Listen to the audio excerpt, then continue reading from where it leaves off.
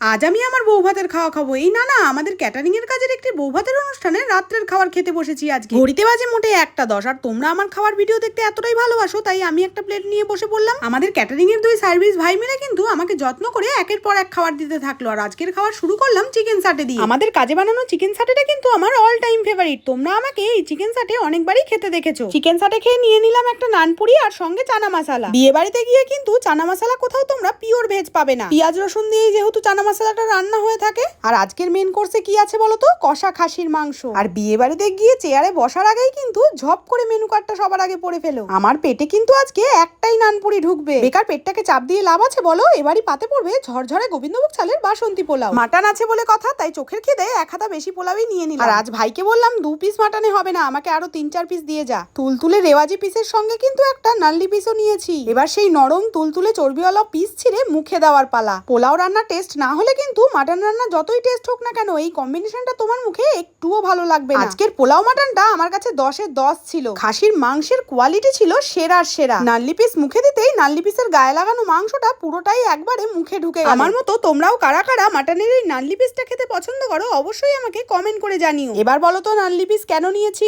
নাল্লি পিসের মাংস খাওয়া তো কমপ্লিট, এবার ভেতরটা চেখে দেখতে হবে তো। ভেতরের ঘিলুটা সেই স্বাদ। বহুদিন পর আজ কাজের শেষে তৃপ্তি করে পেট ভরে খেয়ে বাড়ি গিয়েছি। এবার কেউ কেউ বলবেন ভালোই তো আছেন, লোকের টাকায় গান্ডে পিন্ডে গিলে বাড়ি যাচ্ছেন। দেখুন, নিজে যেমন তৃপ্তি করে খাচ্ছি সেরকমই আমাদের স্টাফেদেরও তৃপ্তি করে খাইয়েছি। কেন বলুন তো? আমরা এতটাই স্টক নিয়ে কাজ করি। শেষ পাতে নিয়ে নিলাম একটুখানি চাটনি পাপড়। এই টমেটো আমসত্ত্ব খেজুর কাজু কিশমিশ দিয়ে চাটনিটা কিন্তু রিভিউ আমাদের অনেকই ভালো, তাই বেশিরভাগই বড় কাজগুলোতে শীতকালে আমরা এই চাটনি করে থাকি। আর মাছ মাংস খেয়ে নেওয়ার পর একটু চাটনি মিষ্টি না খেলে ঠাকুর পাপ দেয়। ভাইয়েরা আবার জোর করে আমাকে রসগোল্লা সন্দেশও দিয়ে গেল। আমার কিন্তু পেটে একটুও জায়গা ছিল না আজকে, তাই একটু খুঁটে খেয়ে নিয়ে রেখে দিলাম বরের জন্য। আর আমাদের ভিডিওগুলো ভালো লেগে থাকলে ফলো করে পাশে থেকো। আর আজকের মতন টাটা।